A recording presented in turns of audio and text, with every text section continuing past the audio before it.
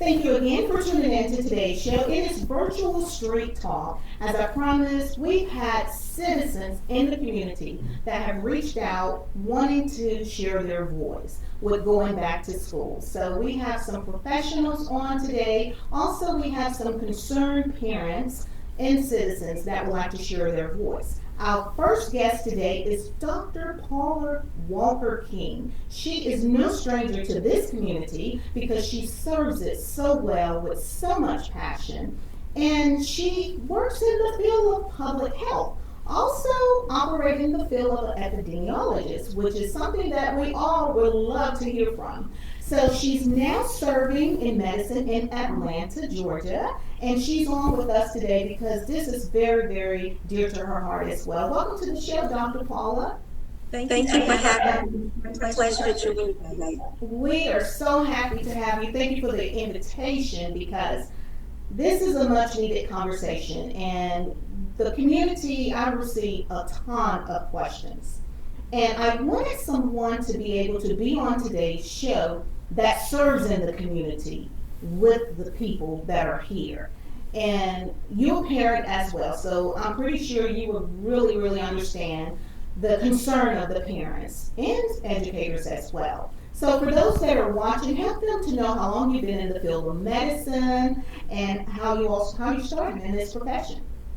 Absolutely. Again, thank you for having me on the show. I have been in the field of medicine. I started my career in emergency medicine, working in acute care and working in the emergency department. I saw a lot of advanced pathology where people were really, really sick. And I knew that there were windows of intervention that had not been tapped. And so my passion for public health was ultimately stoked. And I've been practicing in the field of public health for the last 15 years. So I've been doing this for quite a while. I trained at Emory University with my Master of Public Health degree. And I've been working with health departments in different states and even here in our great state of Georgia for several years, and working with other community-based agencies and organizations. One of the things that really, drew me to public health beyond the fact that I saw a lot of preventable illnesses within the emergency department was also the rampant health disparities that I saw, where there were more individuals in African American and Latino and Latina communities that were impacted by chronic illnesses like high blood pressure, diabetes, heart disease, cancer, etc. And so when I looked at all of the moving parts and pieces, public health is that domain that overlaps with medicine, that allows a practitioner to impact policies that can change some of those circumstances, as well as to work directly with community residents in helping them optimize their health. And so that's my career trajectory in a nutshell. Started out again in emergency medicine and just moved right over to public health. And even with this coronavirus pandemic, I've been, playing a role in tracking the data associated with the numbers, the cases and the number of deaths. Love that. And that's why we have you on today, because the educators, parents, the community, they want to know the latest data. And you've been keeping up with that. And so you will understand their concern. We have school that is going to resume next week. And some will be virtual and some will not. They'll be in-person learning. And so the community want to know, where are we in Alabama, in Georgia? I mean, where are we now with the numbers? So it's interesting. So just even look at April 15th. That seems to be the pivotal marker with the data. And I'm going to start with just the United States, because if we look at the United States, then it really shows, on a macrocosmic scale, what's really going on at the individual state levels. as of April 15th, from April 15th to now, we have had over 637,000 new cases of coronavirus just between April 15th and today. If we look at the mortality, the number of deaths that have occurred, we've had 33,000 deaths here in the United States between April 15th and here we are at the beginning of August. And we've seen 33 people pass away as a result of this disease. Now, when we look at the distribution, there are some hot spots, and we see them really across the nation. Arizona, Alabama, Georgia. I mean, I don't know if you heard the case just this week.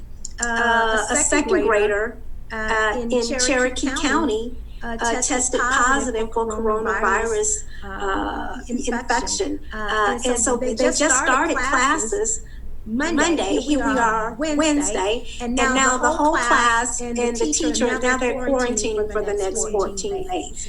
And so what we're seeing here, what the data has literally shown, is that from the beginning of this pandemic, the cases have continued to climb. I just highlighted between April 15th and today's date so that you can understand that we are continually increasing in terms of the number of cases of coronavirus infection and the number of deaths that are occurring. We never flatten the curve. Period. So that's the first point that needs to be made. We never flattened the curve. When we opened our states back up, the data was still on the incline. It was still, the cases were still going up. The CDC guidelines were very clear that before reopening businesses, reopening states, we needed to see a downward trajectory of the data. We needed to see a decline in the number of cases for at least 14 days before we considered reopening the states. And that decline, that decrease in cases was never witnessed. It never occurred. And so that's why we're seeing a resurgence of disease in communities across our nation. So even where it looked like things were sort of steadying out. They now are just peaked and elevated all over again. And so we just have to be very mindful of now the fact that we can move between states. So where a state has a lower occurrence of the disease, because we can travel back and forth in between states, we're still putting all communities at risk. And so the long and short of it is that the data shows that this pandemic is going strong. It has not dampened in the very least. And I remember at the beginning of the pandemic, just looking at the science of virology and the coronavirus family of viruses, we thought, okay, maybe this will perform like the flu virus. And when it becomes warmer, the cases will decline. But COVID-19, coronavirus, he's shown he's a bad boy, and he hadn't gone anywhere. And even though it's hot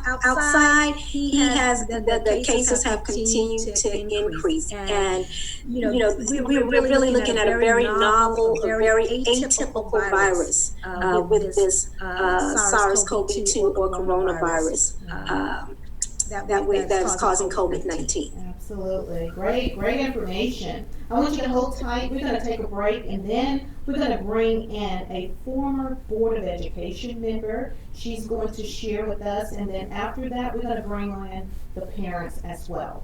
It's Street Talk. We're talking about going back to school. This episode, this show today is from the voice of the community. These are concerns that parents and educators and professionals have. Stay tuned. You're watching it here on Cable TV. I'm Smith Station Mayor Bubba Copeland, and let's talk about the 2020 census. It's easy and quick to complete, but it will make a huge difference for our area in the next decade. The census impacts money for our schools, roads, bridges, along with our representation in the U.S. Congress. It's confidential and required by law for everyone and every person to be counted, including new and longtime residents, as well as children. So participate, be counted. Visit 2020census.gov. Hope you have a great day. Thank you again for tuning in to today's show. It is Virtual Street Talk, and we are here talking with some public professionals and former educators, and also we have some parents that are on today's show as well. Some will be muted, but they wanted to be able to be on to share their voice. So at this time, we have Ms. Linda Parker, who is a former Board of Education member, and she wanted to come on because she's so passionate. I wanted her to be on because I wanted a voice for the educators. And she is so passionate about education, period. Children, educators. And she's about bridging the gap for our educators. So thank you again, Ms. Parker, for being on today's show. Thank you. So, yeah, so let the community know how long you served on Board of Education when you served. Yes, I served on the Muskogee School Board for 12 years as an appointed member from the grand jury, and the rest of the years as a first elected board in Muskogee County for 12. Yes, and we appreciate your service, and you're still volunteering in the community and serving and helping as much as you can. We appreciate you for that. Yes, I'm a parent and a great grandparent. And so I'm very concerned because I have relatives who work in the system.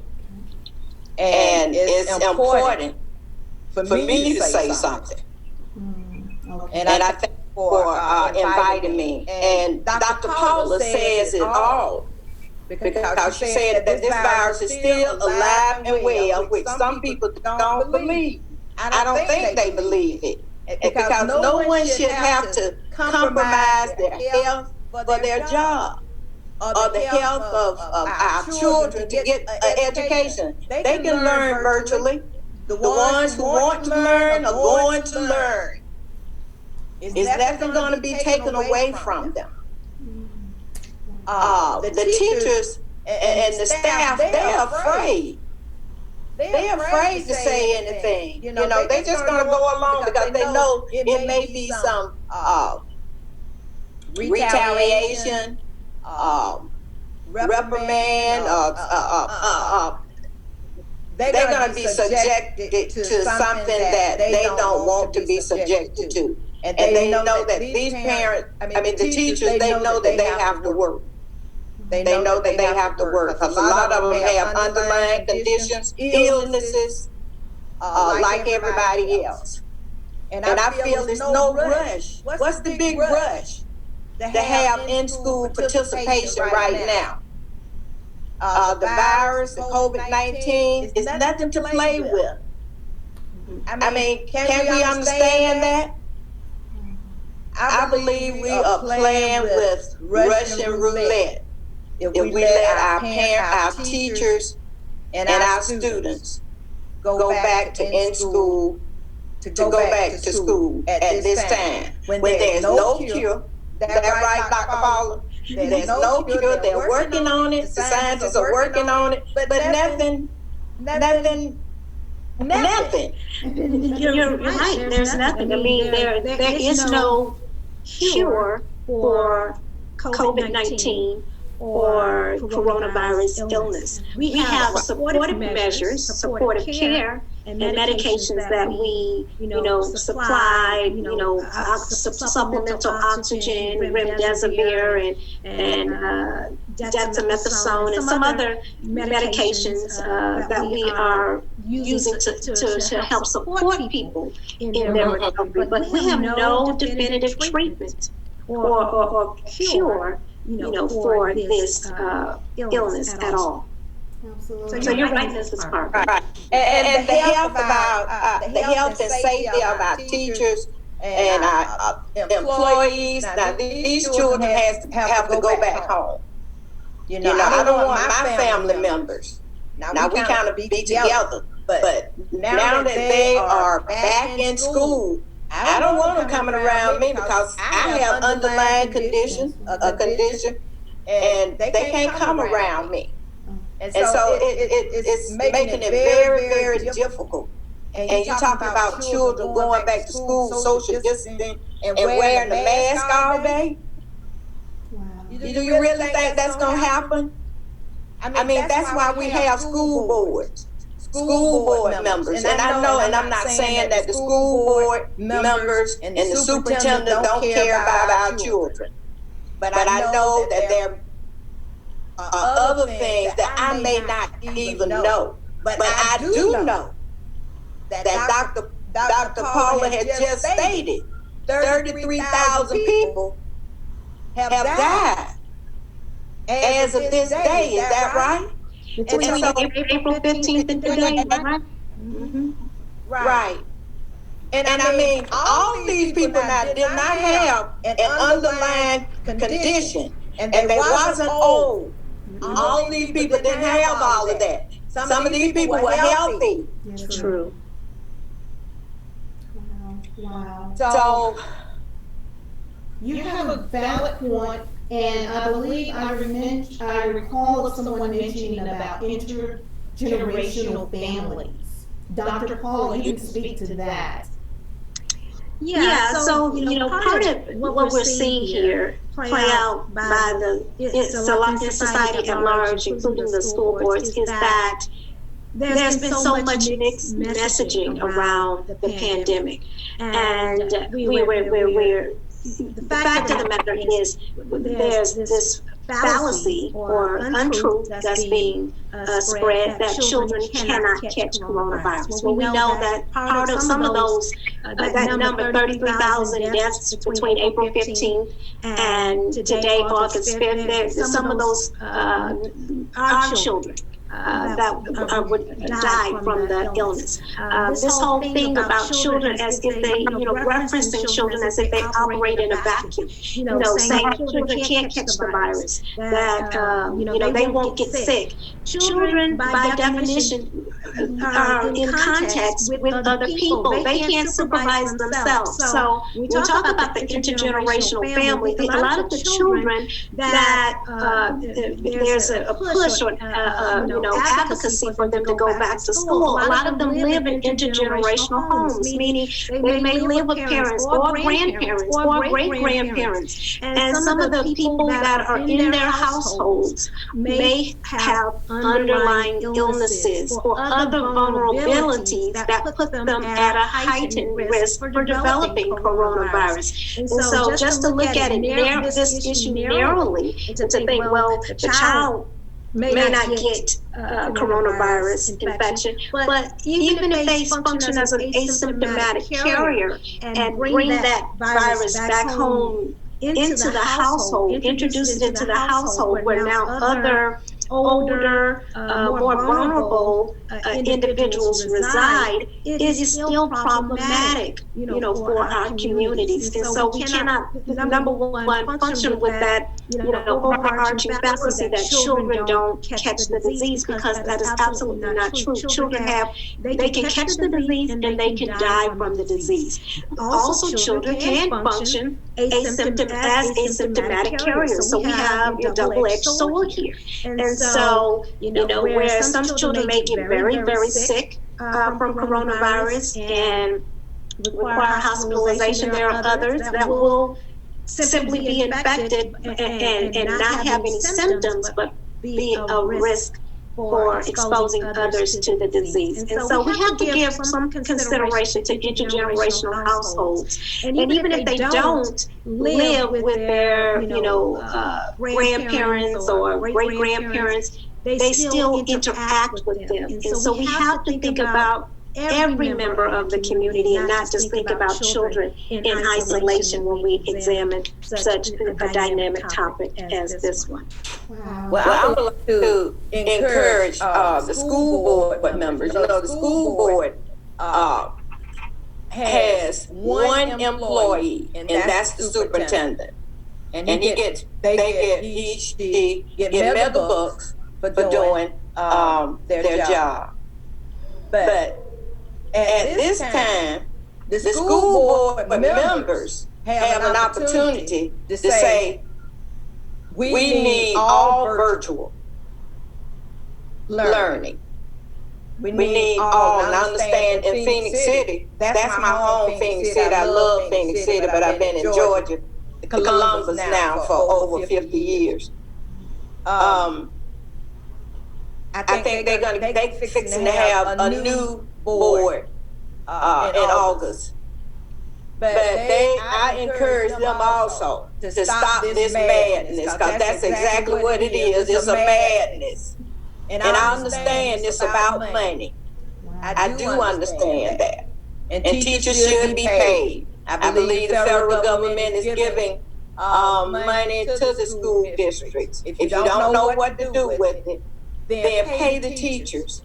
Because this virtual learning is harder than, and I know that firsthand, it's harder than in-school teaching. It's harder. It just needs to end. It just needs to end. We need all virtual learning until we get a better understanding, because this is new to us and we do not understand what's going on. And we need to wait until we can see some progress. And right now, I don't think we're seeing the progress that we need to see for our children and our teachers to be jeopardized for a lifelong, life-shortened period. Wow. Well said. Well, we're going to take a break, and I love that what you said. You ladies are basically saying these children, the students, and the educators, they all are attached to families. That's right. And we hear them. So we're going to take a quick break, and we're going to come back, and then we're going to bring in some parents along with Dr. Paula and Miss Linda Parker as well. We have some questions. I got a ton of questions. May not be able to get to all of them, but I'm going to get to as many as we can. And then we're going to let our two professional women on here share their views on it as well. And then also we're going to hear from the parents. If you're watching Virtual Street Talk, you're watching here on cable TV. We'll be back after this. Even during times of distancing, we are now connected more than ever. From working remotely and learning from home to talking to family, Beam is here to ensure you are connected. With internet access for the students who need it and a strong network to keep you going, we are dedicated to keeping you and the community online. to all the heroes and essential workers on the front lines, Thank you. Thank you. thank you. Beam, we're here when you need us, before, now, and always. Welcome back to this edition of Virtual Street Talk. It is about going back to school. So we are on today talking about going back to school because we have parents that are concerned, and we understand that because we've never been this way before. We are in unprecedented times, and parents just want to know what's going to happen, how it's going to be, how things are going to unfold. You know, they have a ton of questions. And some of them felt like that their questions weren't answered. So they wanted to be able to come on this show today to be able to share their concerns. Of course, we don't have all of the parents, but we have parents that send in questions. And so I'm going to go through as many as I can, and then we have some parents on, and then we have the doctor on, and then also Miss Linda, and they can chime in as well. But one of the main concerns parents are wanting to know is how many students are going to be in the classroom, and how are they going to ensure social distancing? Do anybody know? Do a parent know? How many students are designated to be in a classroom to make sure that we have social distancing for the students?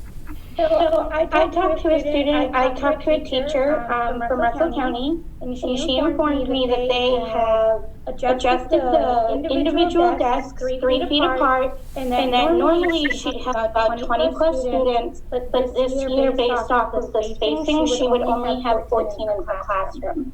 I'm not sure what other schools are doing, but that's what one of them are doing. Wow, okay. And someone also mentioned about, will they be wearing masks all day? How is lunch is going to take place, especially with high schoolers? So we've been told with Phoenix City that the high schoolers will be remaining in their class and their lunch will be brought to them. So they'll have a certain number of students. So around lunchtime, they'll stay in that particular class that's being held at that time, and their lunch will be served there. And there will be like a one-way, I guess you say, traffic exchange classes. So as far as the number of students being in a classroom, that we still haven't been told. And my concern as a parent is, well, I've seen on the news where I think it was India or Indonesia, some country has students like in the plastic, their desks, their tables, and what have you, they are protected. But when you say you have high schoolers who are supposed to wear masks all day, I don't even think the younger kids are going to want to stay in a mask all day. But my concern is if they don't, how are you going to, what type of controls are you going to be able to put in place? These kids are not 6 feet apart, and they've already been exposed, and they're asymptomatic, and they're in the closed room setting, and you don't know that. So we don't have those answers, even though any city has published 2 reopening plans, they did not address that adequately. So it still raises a high concern with me and the risk that it poses. Wow. Wow. And it's interesting that parent that just weighed in, she said that they're going to have only 14 students, but the desks are 3 feet apart. What is supposed to be at least 6 feet apart? And so that should be even fewer students to accommodate a 6 foot distance between each student. And so you can see already compromise in the recommended guidelines. It's almost like they're trying to meet it halfway, but still not full compliance with the safety guidelines. Because we know at least 6 feet have to be in place. Because respiratory droplets can travel at least that far.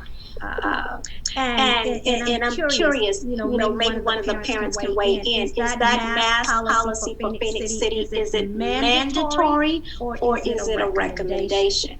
Because there's a big difference. And we see where businesses, they recommend that all customers wear masks, but then you're seeing some patrons still go in those businesses without masks. So is it a recommendation or is it a mandate to wear a mask? That's a good question, Dr. Paula. According to the final phase reopening that Dr. Wilkes had rolled out, they mentioned that the students are required to wear their masks. However, the word mandatory is nowhere in there. It was not in there on the first phase, and on this final phase, it's not on there. It just mentions, I'm looking at it, that they would be required to wear a mask. But again, you pointed out a great point. As when you go into Chipotle's or you go into some of these other stores, yes, they have the signs out, please wear masks. However, you have individuals come in there without any masks, and they're not making or saying anything to them. They're not putting them out the stores or any of that. So that's a big concern for me as a parent.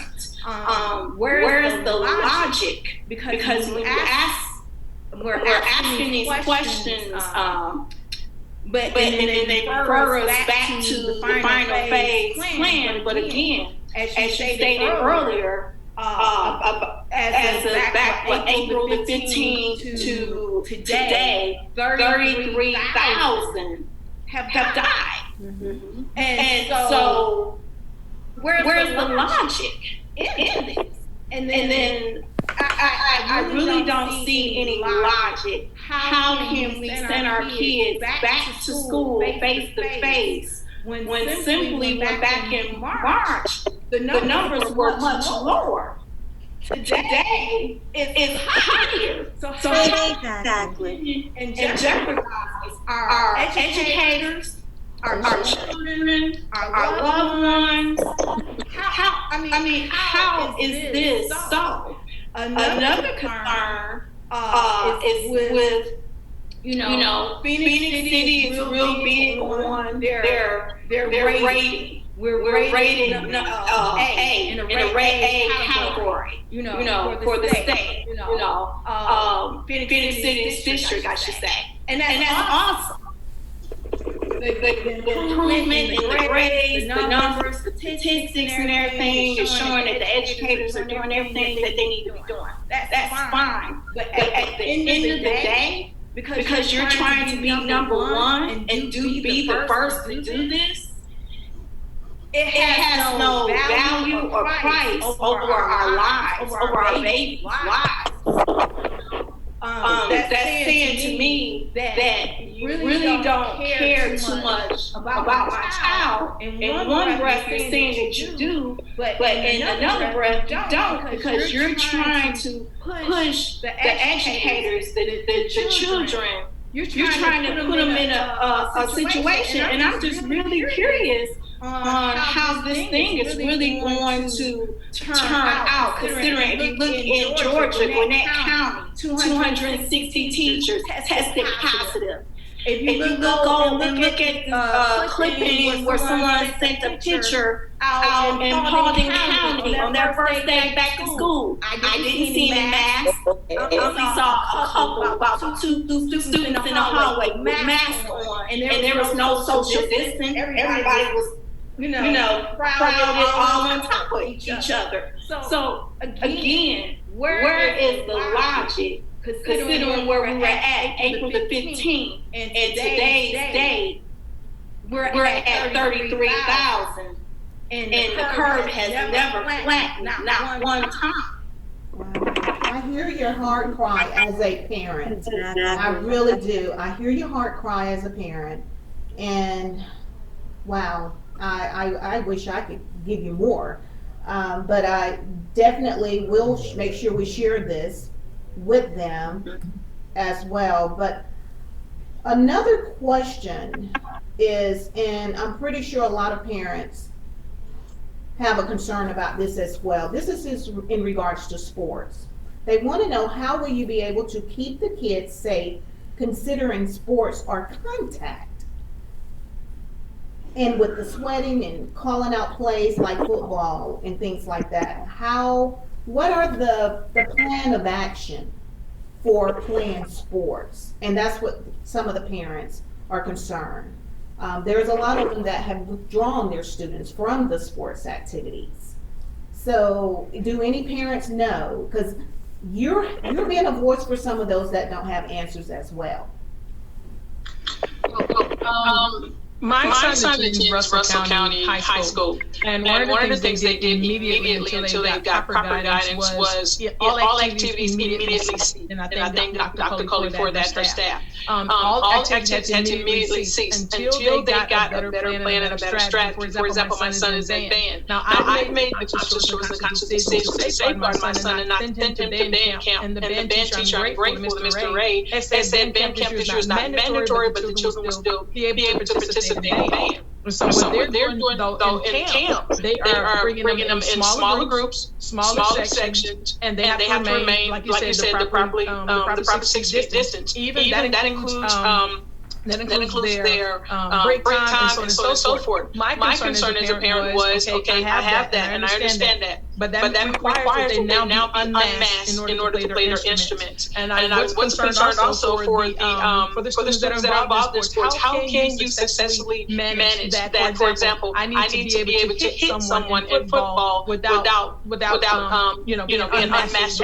How can I successfully do that? One, are you concerned about the children? Are they going to pass out because they're in mass trying to practice, especially in the heat of day? How can you, and even with the pros, they're doing it with limited means. However, if we be honest and look at the general society where we are today, Russell County, for example, is Title I. We're Title I by default from being retired military, so we chose to remain here. However, there are some other students that are in, for example, the Title I predicament that says, hey, listen, we don't have the funding, we don't have the choice. We have the choice, but we're not giving up on our district because they're hearing what it is that we're saying, and they've made some of the necessary adjustments. But when you have the pros that have the financial means and the wherewithal to get the best doctors, the best physicians, and so on and so forth, how does that impact us now here on the local plane for those that may not have that ability, for those parents that have to go to work, and then now your children may be latchkey kids because they have to go in inside, have to go to what have you, because they are the only source of income that comes into the home.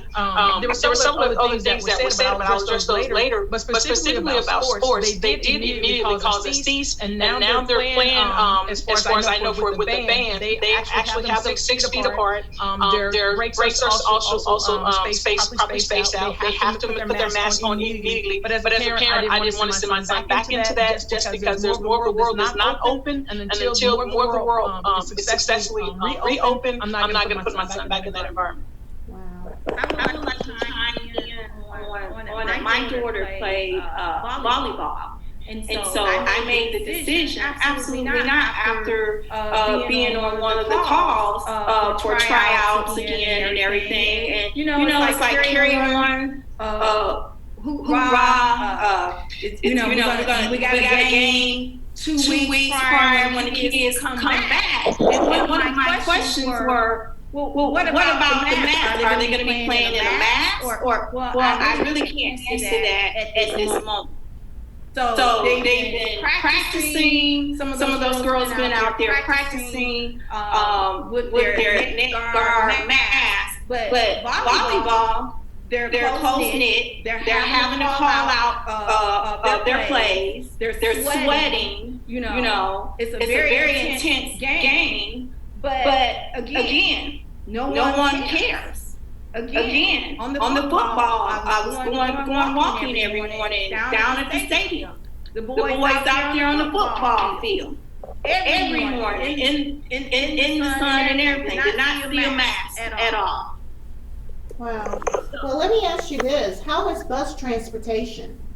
Because someone mentioned about bus transportation. How would that work? Russell County's reopening plan states that if you do ride the bus, you will be notified via your teacher, and you will be required to wear a mask.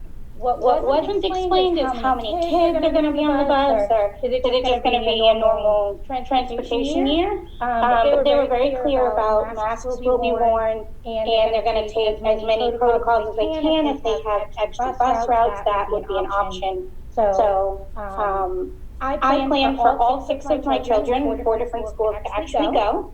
I didn't feel like I personally had an option because of things like sports and things like that. I wasn't just thinking about now, I'm thinking about their future and scholarships. And I'm a little disheartened that we even have the option because I didn't feel like it was optional for myself. So they will be putting on their masks and getting on the bus. Okay, I got another question here. I'm trying to get in as many as I can. This is from a parent, an educator. How are we ensuring that internet service are being given to families who can't afford services? Do anybody have an answer for that?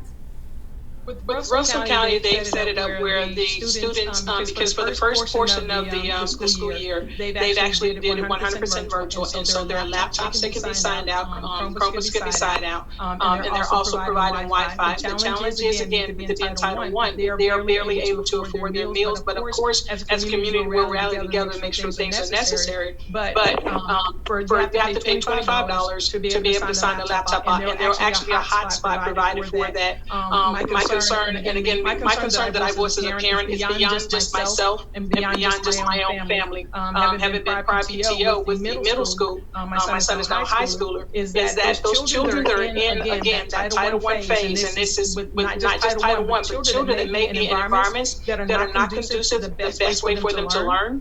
Are they going to be bullied at home? You know, will they actually be able to utilize those devices properly to get on the Wi-Fi, for example, the hotspot for them to do their work, or will they be, you know, overrun or what have you? One of the other things that happened when everything was they dispatched buses that were basically like mobile hotspots, but then you still had to make it to the school to different things. So that's a change that they've done, that the Chromebooks as well as the hotspots are actually available. But just making, you know, the question on top of that is who's going to make sure that these children are safe, that these children are actually able to successfully maneuver their education in possible environments and possible situations in their home.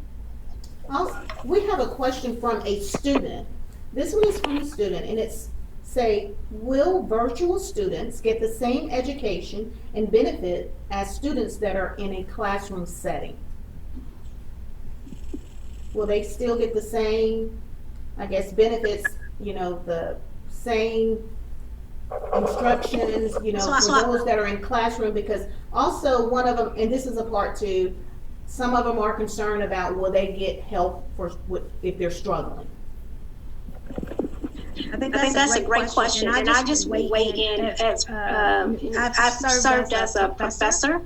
I taught actually at Columbus State University in the community for several years in their graduate program as well as their health science program. And what I can say is that online education has been researched thoroughly for several years now. And so we've got enough data to suggest that we can infuse quality into online curricula to ensure that the same learning outcomes are achieved virtually as they would be in the classroom. And so that being said, you know, using that this is being an evidence-based response, that looking at the existing evidences and data and their way to structure curriculums, to be delivered via remote learning or online platforms, so that the learning does not have to be compromised. So I say that as the preface for any additional comments on the matter, that it can be done in a way where learning outcomes are not compromised at all. Now, in terms of the mentorship piece, in terms of the tutorial assistance, even all of that can be achieved virtually. So I've had online office hours where students that were having, I teach clinical human anatomy, for example, and so students that were struggling in the anatomy course, they would meet me online in a Zoom portal for designated hours, and I would be able to provide the additional assistance that they required and the support that they needed for learning the course material. So again, demonstrating that the tutorial assistance doesn't necessarily have to be compromised. Neither does the overall instruction of any course that is constructed in a well is developed in a manner that is congruent with best practices in online education. Wonderful. I'm going to ask one or two more questions before we go into one of our final breaks, and then we'll come back and get, the rest of the question. This question is, will teachers be able to take temperatures upon students arriving in their classroom? How are they going to do that? Will there need to be temperature check? And then also they want to know, what are you going to do when you have a sick student? How are you going to differentiate it? Anybody know? OECS did in their reopening plan did say that there would be temperature checks. The teachers would be doing temperature checks. But my thing is, if they're not a medical profession, how do you really know? Can they truly? The temperature, the thermometer will read the temperature, but at that point, if you're asymptomatic, that truly let you know if your child is at risk or not. But they did say in their reopening plan that the teachers would be doing a temperature check for the students before they came into the classrooms. Okay. So do the schools still have nurses?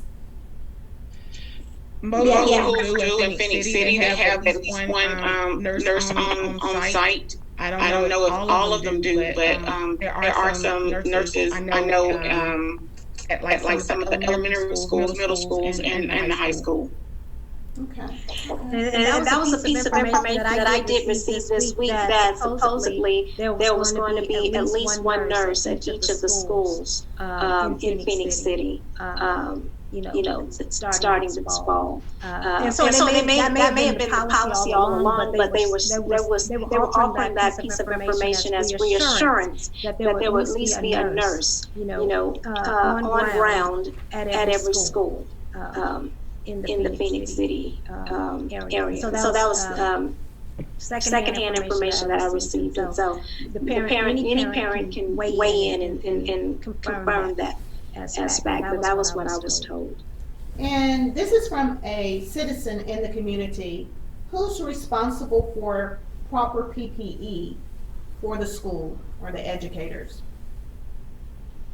Russell County is providing an initial phase. There's going to be an initial issue. That was prior to them going to everything online. So there is a certain amount of stuff that will be initially distributed. Now, what's going to happen now since they've gone to virtually online? If those things will continue to be implemented, or if they'll be adjusted once we get past phase one. But right now we're in phase one, and again, we're grateful that Dr. Coley has basically said everybody will do virtual. Wow, that's good. Mm-hmm. Well, we're going to take a break, and before we go into this break, I will, since you mentioned Dr. Coley, I did receive a message from Dr. Coley because I wanted to be fair. So I sent a message to Phoenix City Board of Education Superintendent and Russell County Board of Education Superintendent, because I wanted to let them know that they had some concerned citizens that wanted to be on today's show to share their voice and their concern. And this message from Dr. Coley states, we have the best interests of students and parents at heart. We are here to serve the individual's needs of every student. We are utilizing as many resources as possible to include internet service, technology service, and learning resources to support the needs of families in Russell County School. Safety of all is our priority. We are working relentlessly to open schools with a safe return as possible. Also, she included in this letter, if you have any issues that have not been resolved or communication failures, she said to please feel free to direct an email to her at coleyb@russellcsd.net. That's directly from Dr. Coley. You're watching Virtual Street Talk. We'll be back after this. Wow, these are really good. You act surprised.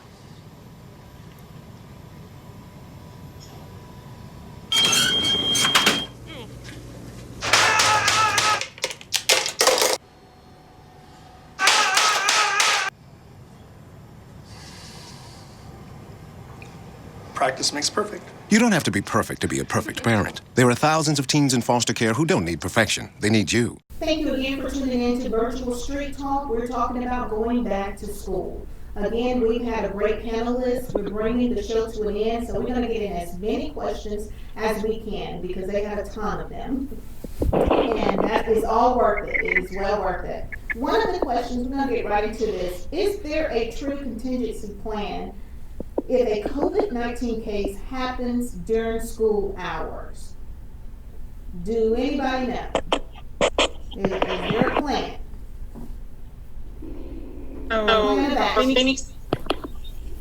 For Phoenix City, they relate that there is supposed to be like a quarantine room if a student or staff member tests positive. So it's like if they test, if they have COVID, they're supposed to go to this holding area, so that they are not being exposed to anyone else. Again, that kind of segues into my question earlier. How do you truly know And how do you just because the temperature check, okay, so they're basing it off temperature check. How do you truly know that student or staff member hasn't been exposed to 10 people and they're walking into the building? If they were on the bus, if they weren't exposed, and how do you truly know get them to a holding area before anyone else is infected with COVID? And my other concern into that is that, well, you know, you see them at the Major League Baseball, NBA, and all of these, teams that can afford it. They're doing this, the testing where they get the results back ASAP. But here it is, as a taxpayer, I'm concerned that I want my kid tested ASAP as well. And I don't like that, we don't know as much information as some of the school systems do, and some of the board members do. And they're only giving us certain information, but at this point, it's almost like it's not a true mandate to say wear the mask, don't take the mask off, and you can only stay, you're 6 feet apart. So I know I'm kind of going over, but I just want to make sure that as a taxpayer, that, the Phoenix City Board should have represented should have been represented here to make sure that your parents' mind at ease, because as Ms. Patterson said earlier, we as parents said earlier, you don't know if we don't know. Everybody cannot speak on these particular things. They don't have the resources. Absolutely. So what am I supposed to do if my child has been exposed and you say they're over in the quarantine room, and I think they're just supposed to call the parent and the parent come pick them up? Wow. So that was a loaded statement. You touched on several different topics. Number one, in terms of the someone that is identified to have a fever and they are subsequently quarantined, but then I think your question was, well, how do we know who all they were exposed to? So first of all, let me just say this, that we call this virus the novel coronavirus. I mean, it is new. It's novel, it is new. None of us have any experience with this particular virus. We are learning about this strain of coronavirus every single day in the medical profession, in public health. And so we don't have it all figured out. This is a new normal that we are navigating. And so part of navigating that new normal, number one, testing is one aspect. But then contact tracing is another aspect. So what you're touching on with your question is that now how are we going to do the contact tracing to see, okay, how many people who was exposed to that person with the fever on the bus and walking into the school and possibly passing them in the hallway or the restroom. And so contact tracing would be part of that. And right now we don't have, it's an imperfect system that is currently in place. And so there quite possibly will be loopholes and some people that are missed. So say we have someone that does test positive and we do the contact tracing and we try to find out who all they were exposed to or in contact with so they can know to quarantine for at least 2 days. How we go about doing that contact tracing is imperfect. You mentioned about the testing. The Major League Baseball, they have the rapid test, available, and the tests, quite frankly, that are available in most hospitals and communities don't come back rapidly. At least take a few days to get the results. And so we just have to empirically, if someone has, an elevated temperature and they're demonstrating symptoms of illness, then we have to empirically quarantine them for 14 days until we can find out the results. And even with the testing, that's imperfect too. We've had false negatives, false positives. And so, again, going back to my earlier statement, we're still figuring out this new normal. We don't have all of the answers as it relates to this virus. So,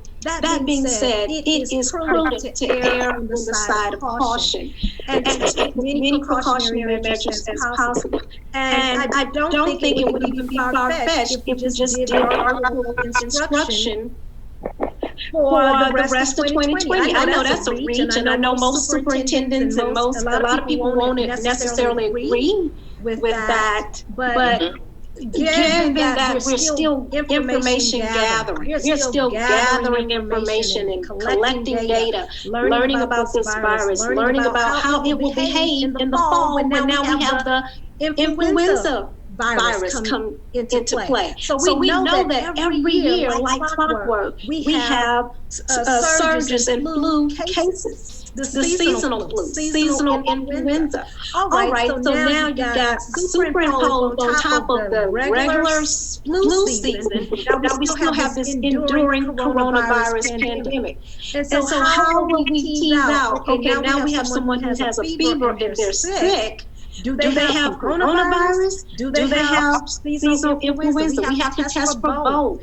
The presentations, will mirror one another. There will be some overlap in terms of symptomatology, symptoms. So there is, there is some wisdom in being more cautious and possibly, taking a step back and saying, what's the most excellent approach here? And should we err on the side of caution where we will protect and save as many lives as possible? And all I'm introducing, or at least floating it like a balloon, the notion that it would not be entirely far-fetched, given what we know today, that the pandemic is actually, in terms of cases and mortality, the deaths is actually worse today than it was back in March. Then we have to at least be willing to say, you know what, maybe virtual instruction may be something that we at least have to be open to considering.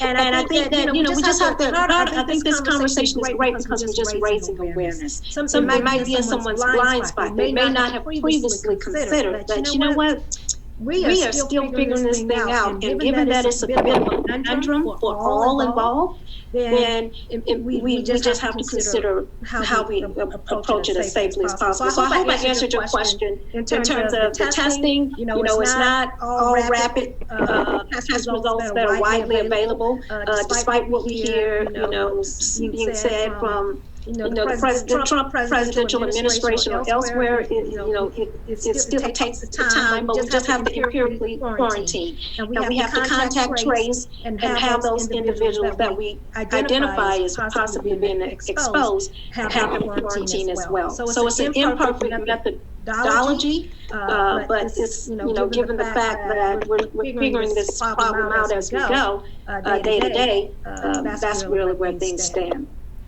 Well said. One of the questions that we had also, and I believe this is from a parent, who makes the ultimate determination whether the school should be open or not, or going virtual or not? Who makes that determination? The school board. If I heard you right. Who make the decision? The school, yes, ma'am. The school board. Okay. And the superintendent. Some caveat on that. The concern with once everything, for example, and I'll speak for Russell County side that are getting their phase with the online.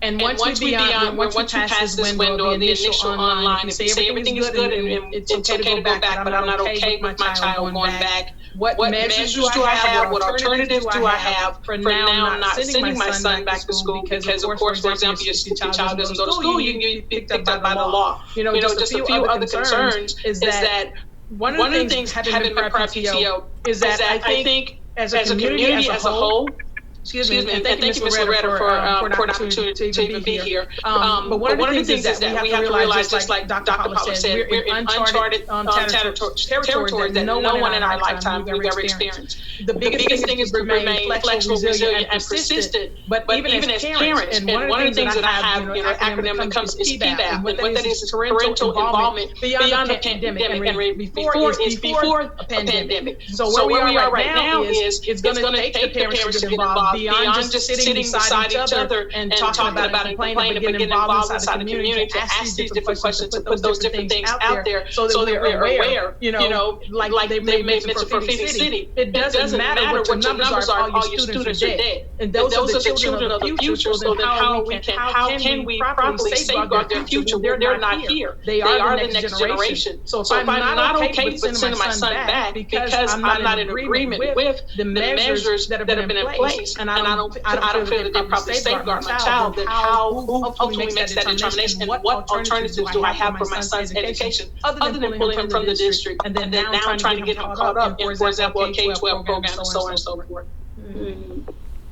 I think Ms. Parker, she said that, in terms of the school board and the superintendents, they make the decision, but here's the catch.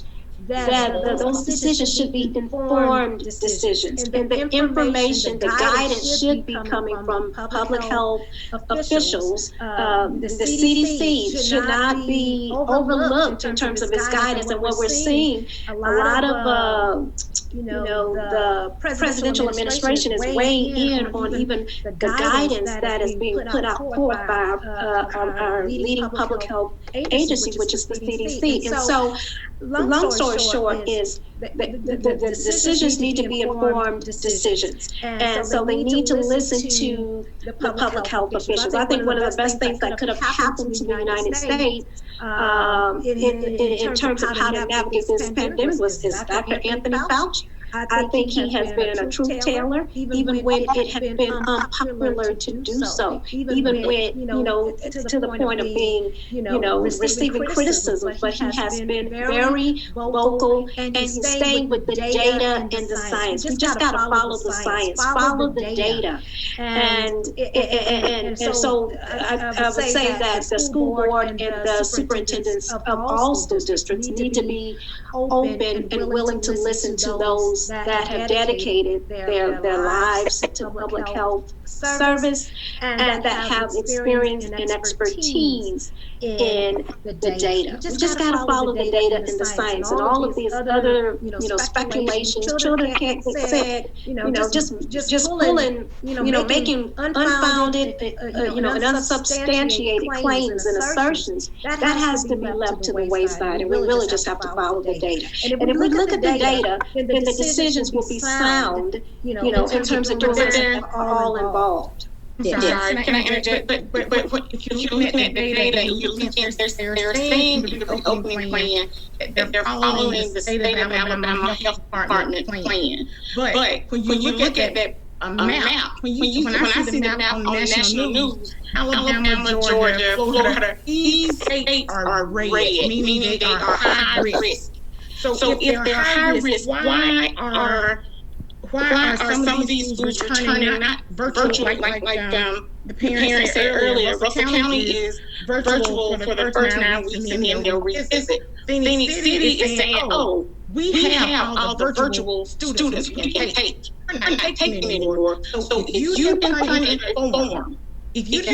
in a form, by a certain deadline, if you even knew you had to do that, and if you miss the deadline, you're out of luck if you don't know their child to return, and they have no option to go in person, or like she said, I guess the truancy officer will be contacting you because you are supposed to be on site as an in-person student. So if we are following the guidelines, truly following the map,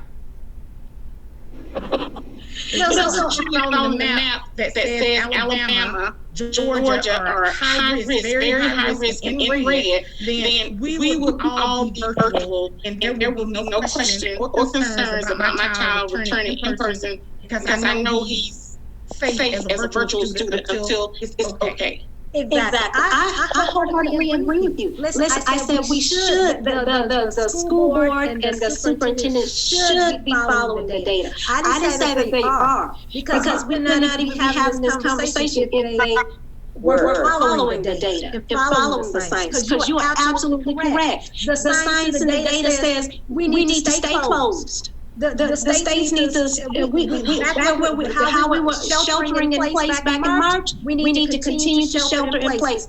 All data, all of it points in that direction. We should not be even contemplating having face-to-face instruction. So I'm with you. I hear you. I wholeheartedly agree that the data needs to be followed. The science needs to be adhered to. And right now, what we're seeing is more, hate to say it, but for lack of a better word, we're seeing more political usage of the data, the political spin of the data, for some other ulterior means and motive. And that's really what's playing out here. But so that's unfortunate. It's unfortunate, but I'm saying that in an idyllic world, that we would follow the data. And honestly, in an idyllic world, if we're following the data, it's not far-fetched to have virtual instruction for the remainder of 2020. We will not have a vaccine before 2020. Right? We don't have treatment. Parents have to get involved. Parents have to get involved. Because the school board and the superintendent is going to make the ultimate decision. That's it. Ms. Parker, you are so right. Because our teachers, they are afraid. They just gonna do their job. Okay. Ms. Parker. I heard one of the parents saying, Dr. Paula, the community as a whole, we need to get involved. We need not to be afraid, because if we don't take a stand and open our mouths up, then they'll continue to do what they do. If we don't take a stand, then we don't stand for anything. We always talk about how lives matter, everyone's lives matter, but we have to be that advocate in the community. Because as Dr. Paula and the other parents were saying, about the data and about the numbers, well, I commend our other districts around us for going virtual for these first 9 weeks. Phoenix City, we're not taking that approach. And my heart is really torn with this, because I feel like we're being used as guinea pigs, one, and two, that you're placing numbers, statistics, because you're trying to continue to be number one in the system, which don't work for me, because like my sister said, if your students are dead, that means anything. That means nothing. That's going to turn around quickly. So, my question also will be to Phoenix City School, Mr. Wilkes, would you send your child knowingly, wholeheartedly, with the numbers from April the 15th to today's date, would you send your child to school knowingly everything that's taking place? My next question for Mr. Wilkes is it financial? Is it about politics or financial? Finances for the system of Phoenix City over our child's lives? And just to summer and wrap it up real quick on my behalf, if you look in the Phoenix City letter, at the end, it says, in closing, the welfare of the students remains the chief priority of Phoenix City School. Well, if that was true, then you would at least, for the first 9 weeks, have everyone go back virtually. Wow. Well, let me ask you this. I heard someone saying that the students didn't have an option to go virtually if they wanted to. Even if it's an intergenerational family and the family has underlying conditions, somebody, family members wanted to know, is there an exception for them to be able to allow them to go virtually, especially if it affects the family or the student medically? That's a good question, Ms. Rosetta, because the way it was put in here in Phoenix City, if you didn't meet the deadline within 24, 48 hours, then you wouldn't have the opportunity to be virtual. And the superintendent also went on the news a couple of weeks ago saying that Phoenix City schools have accepted all of the virtual students that they are going to accept, no exception. This was on the news a couple of weeks ago. Right. And again, this is when it requires that the parents get involved, more than just the parents, because ultimately it affects the home, it affects the community, it affects your city, and then it ultimately affects your state and your nation. But if you don't band together, then your voices amongst one another is not going to be heard. It takes the voices in the uprise to actually get it to, for lack of better words, the powers that be. I'll use, for example, when the spring thing first kicked off in March, well, we missed the initial sign out a laptop for my son. However, what they did was they did all paper copies for his stuff. We had to get everything sent in and so on and so forth. And I'm not sure if that's something that schools are looking to do. But this is also an opportunity for the community to band together and say, hey, Mr. President, we do have a problem here. And so we do need additional funds. So the funds you're trying to take away, they say if you're not, for lack of a better word, butts in seats, then we're not going to send you the funding. But the children still have to be educated. It's not like Canada taking an entire year off. You're still saying that the kids have to go to school. You're still saying the kids have to be educated. Then guess what? If you know that these schools are even requiring additional state funding in the first place, then that means now, with everything changed the way it is, we're going to require more funding. But again, it's going to require the parents and those individuals getting involved. And more than just the voice talking to your neighbor, you have to actually make sure you rally together to talk to, again, lack of better words, the powers that be. Standing united, you're going to get more things accomplished than you can individually ever.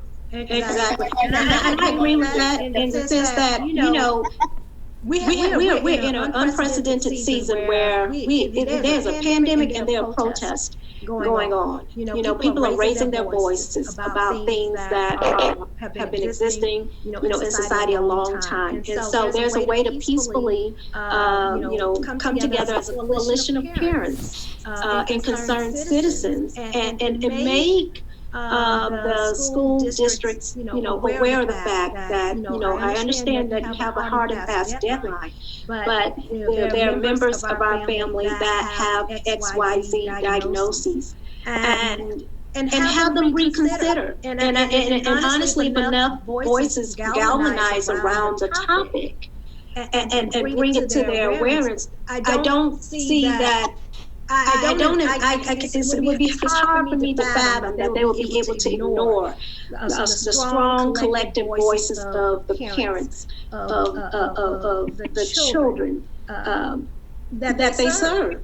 And so I believe that, giving the decision makers involved the benefit of the doubt, that these are, because we're navigating a new normal, these are things they probably have not considered. This whole thing about being, being top rated in the, in terms of school, that was a rubric and a metric that pertain to a world that has since faded away. The world has literally changed right before our very eyes. We are living in a new normal, new way of doing things. And so what would classify you as a top rated school is how you handle crisis, how you navigate during times of transition such as these.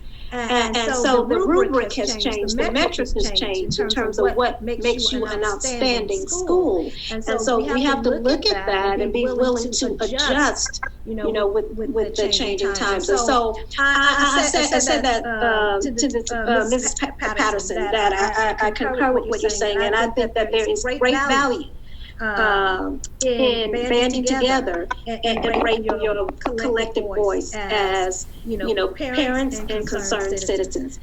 We're seeing it elsewhere with the Black Lives Matter movement. If an episode, if something like just seeing, a man murdered in cold blood like George Floyd was, move people to say, let's say something, let's do something. Then surely the passion that I hear, in this conversation, can just be the seed of a movement to mobilize the voices of concerned parents and citizens to bring these loopholes, these gaps, that have not been addressed. How are we going to ensure the safety of all involved? How are we going to make sure that this is mandatory? Because if the policy of wearing masks is mandatory, you will tell me what happens if the child shows up not wearing a mask. All right, so little Tommy is going to be sent home, until he comes back and be willing to comply with wearing the mask. Does that make sense? But you don't tell me what happens, what the repercussions are, what the consequences are of not wearing a mask.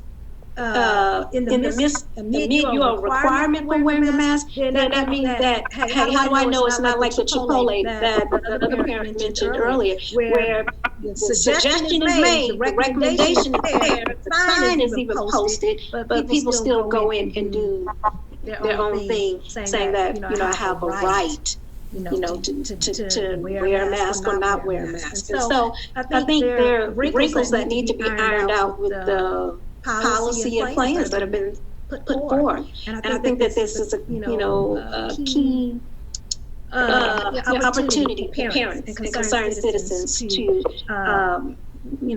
make decision makers aware of these concerns. Awesome. Yeah. And I think you all have started a great conversation. We're going to get ready to get final thoughts from everyone. This has really been great.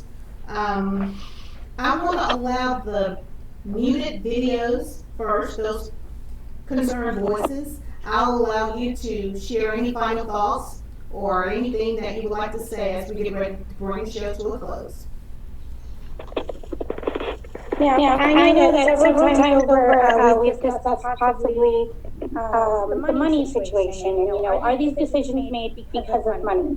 Now I know a few months ago we did a Zoom parent involvement meeting for Russell County, and we were told that he was there.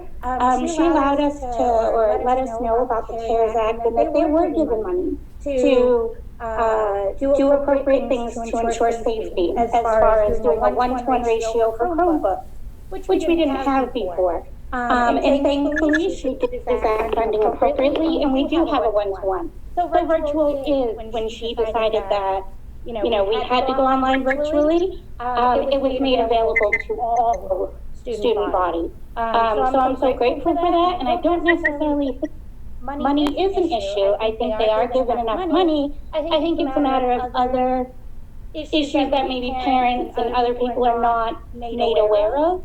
And I just feel for these administrators that do have to make these decisions, looking at all spectrums of families. And I agree with that, but I also think that maybe there may be some underlying issues of nepotism, favoritism within the school system itself. I don't know everybody that works in the school system, but I think that, if everybody is not on the same page, from the superintendent to the teachers to the staff, well, of course, some people are thinking that, okay, I can't speak up because my job may be in jeopardy, but all at the same time, their health may be in jeopardy as well as the health of the students. So I just want to make sure that, the communication is there. And I agree with John R. Lewis. I think we're going to have to make good trouble in order to get this thing moving forward. Awesome. All right. And then so also we're going to close out with, we'll start with our parents, and then we'll end with Dr. Miss Linda Parker, and then Dr. Paula will be the last two. Okay, so for me, my recommendations are, one, follow the data. Two, total concern for not just your own, but for your neighbor to your left and your right.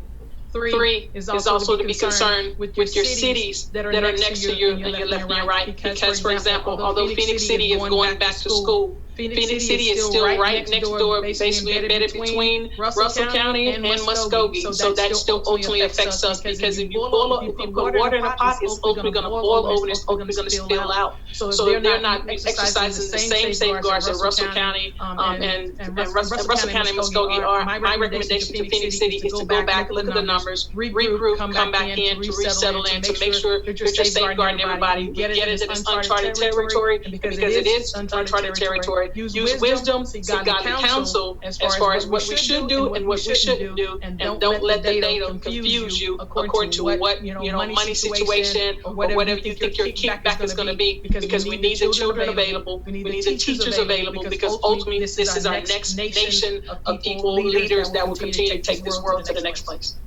Awesome. Well said. Thank you. Awesome. Okay. Next, Aaron.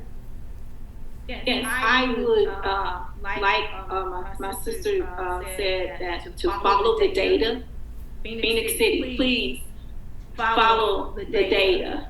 Please look at our neighbors, what they're doing, as far as having all the kids go back virtually. I'm going to ask that instead of dictating to us what the plan is for Phoenix City, be compassionate and have some empathy with your families of Phoenix City, your parents, your neighbors, and just have our heart at best interest. In other words, get us involved instead of just telling us what we're going to do. I like that. I hear you. As a parent, you want to be involved. That's good. All right, Miss Linda Parker. I would just like to say what I said earlier. There will be a new board in Phoenix City this month. And I would ask each candidate, how do they feel about virtual learning? And then at that time, I would decide which candidate I would support. All right. All right, and Dr. Paula.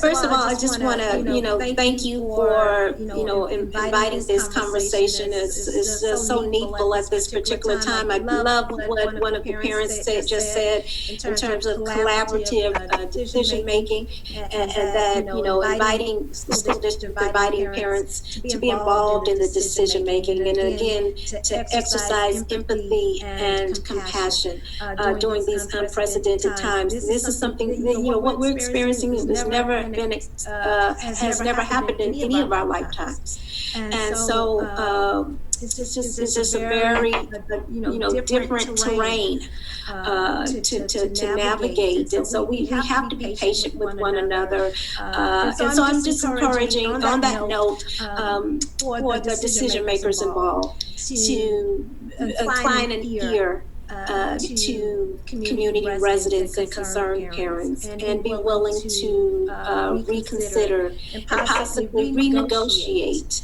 the policies that have been put in place to be more inclusive of parent weigh-in, but also be more inclusive in terms of the existing data and science that we have available at the state and national levels. Thank you. You ladies hold tight. I'm getting ready to close out. We want to thank these wonderful ladies that have joined the conversation today on this panel discussion. We want to thank those concerned parents. We want to thank those concerned educators that reached out, that wanted to be a part of this conversation. And want to let them know and remind them that, yes, your questions, your concern matters. That's why we have this conversation today. And it is my prayer that our professionals and Board of Education will be able to listen to this and hear the hearts and concerns of our citizens, our parents, the students, and the educators. Because in order for us to be successful, they're going to need all that they need. They're going to need all the support that they can have, and they're going to have to be safe. So, thank you again for tuning in to today's show. We want to thank those for being transparent and sharing your heart on today's show as well. I would like to remind everyone of this. As the students going back to school, and just be mindful of this, every child equates to a family. Mm-hmm. Every family equates to our community. Every community equates to a state, and every state equates to the United States. And it just goes on and on. So again, when they say we're all in this together, we really are. Because if you're not well, and if you're not okay, it's going to affect me. It's going to affect the other person. So let's come through together. I hear your parents. I hear you all, and it is my prayer that today's show will be able to be a blessing in some type of way. I pray that a blessing come out of it. So we want to thank those for being on today. Remember, life is all about what you make it. That what you put out, it will come back. We want to thank you so much for tuning in to this edition of Virtual Street Talk here on Cable TV.